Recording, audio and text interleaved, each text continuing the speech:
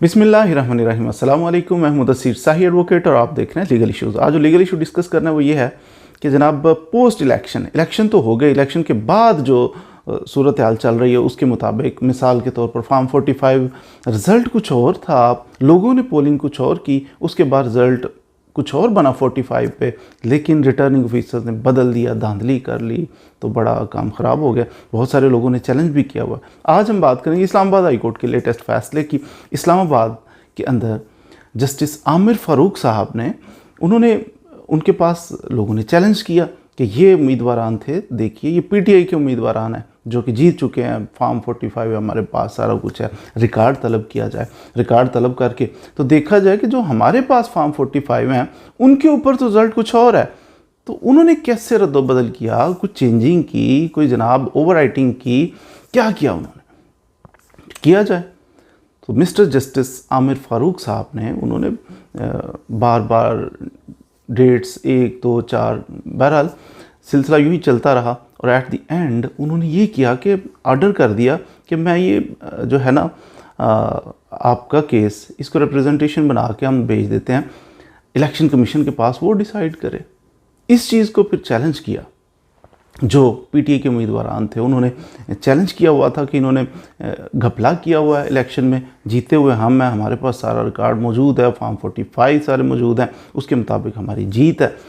और यहाँ पे ये बात वाज़ेह रहे कि फॉर्म 45 उसका मतलब होता है कि जहाँ पे इलेक्शन हुआ उस जगह के ऊपर प्रिजाइडिंग ऑफिसर ने सारे काउंट करने के बाद वोट, तो फॉर्म बनता है। एक फॉर्म नहीं बनता, एक जैसे कई फॉर्म बनते हैं। मिसाल के तौर पे जितने उम्मीदवार थे जिन्होंने इलेक्शन लड़ा, उधर उनके पोलिंग एजेंट खड़े होंगे, हर पोलिंग एजेंट को वो फॉर्म 45 बना के साइन करके थंब इम्प्रेशन लगा के तो फिर वो हैंड ओवर करेगा दूसरे को, तीसरे को। सेम होता है सबके पास। मिसाल के तौर पर पीटीआई वालों के पास भी वही फॉर्म 45 था, नून लीग वालों के पास भी वही फॉर्म 45 था, पीपल्स पार्टी, तहरीक लब्बैक, सभी के पास वही फॉर्म, सेम फॉर्म 45 था। अब सबको मिल गया। उसके बाद आगे जब इलेक्शन, ये प्रिजाइडिंग ऑफिसर ने अपना जनाब सारा सामान गोल किया जाके, तो रिटर्निंग ऑफिसर के पास सारा जमा करना था, मुख्तलिफ इलाकों का जमा करते हुए उन्होंने फॉर्म 45 को चेंज कर लिया। ये एलिगेशन है कि इन्होंने तब्दीलियाँ कर ली हैं, हेरा फेरी कर लिया, वो जो बैलेट पेपर थे वो भी बदल दिए हैं, हमारे निकाल लिए तो नए ठप्पे लगा के डाल दिए। यहाँ समझने की बात यह कि कर लें, सारा कुछ कर लें, एक बंदा जो चैलेंज करता है ना वो अकेला नहीं होता।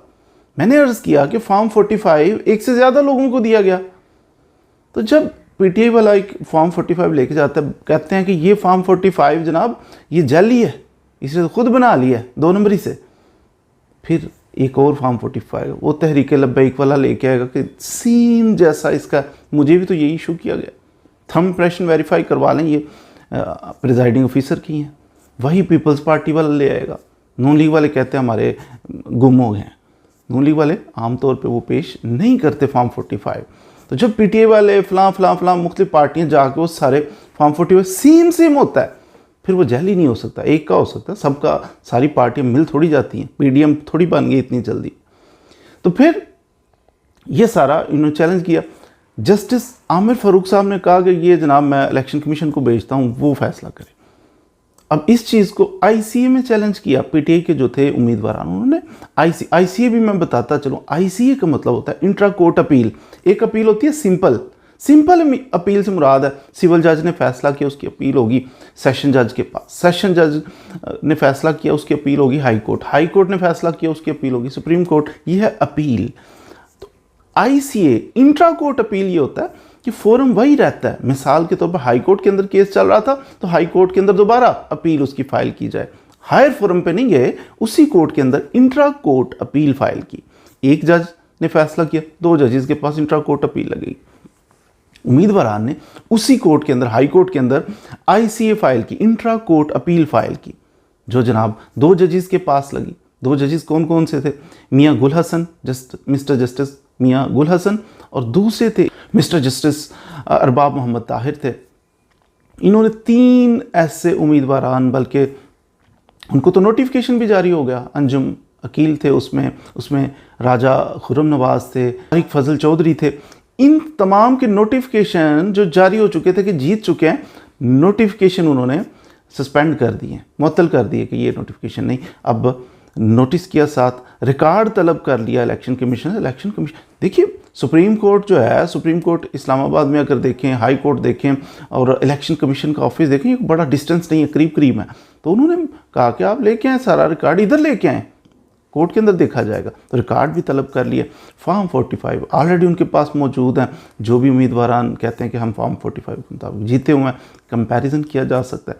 तो ये एक बड़ा धचका नून लीग के लिए कि अगर इस तरह ही मुअत्तल किए जा, नोटिफिकेशन हो गया, बंदा जीत गया, उस नोटिफिकेशन को कलअदम करार दिया गया, तो ये एक नुकसान की बात हो सकती है। बहरहाल जी, कुछ ना कुछ दाल में काला तो है कि जो इस तरह चैलेंज किया जा रहा है और फिर रिलीफ भी धड़ाधड़ मिल रहे हैं, कोई उधर से खड़ा हो जाता है, कोई उधर से खड़ा हो जाता है।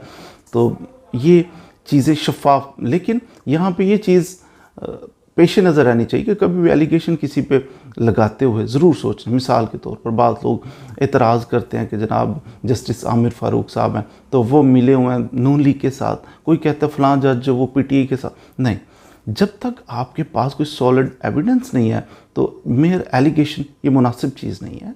ये नहीं कि जजेज़ है वो आपको पकड़ लेगा, जजेज़ हमारे तो बहुत ज़्यादा तहम्मुल वाले होते हैं, वो ऐसा पकड़ दकड़ तो इतनी नहीं आपने कभी देखी होगी। लेकिन इसके बावजूद इंसान जो है उसको कभी भी एलिगेशन किसी पे उंगली उठाते हुए सोचना चाहिए कि ये उंगली उसकी तरफ उठा रहा हूँ तो 3 मेरी तरफ भी जा रही है। तो कभी भी अपना मुहासबा ज़्यादा करना चाहिए, दूसरों के ऊपर एलिगेशन लगाते हुए 10 बार सोचना चाहिए। हाँ, अगर कोई जज करप्ट है, नाइंसाफ़ी से काम लेता है, तो don't you worry about that कि वो इंशाल्लाह अल्लाह ताला उसको दुनिया के अंदर ही निशान इबरत बनाएगा। Don't you worry about that. लेकिन जब तक सॉलिड एविडेंस ना हो आपके पास, तो आपको मेयर सुनी सुनाई बातों पे किसी को चोर और मुजरिम नहीं कहना चाहिए। मज़ीद वीडियोज़ के लिए हमारे साथ रहिए। Thank you very much.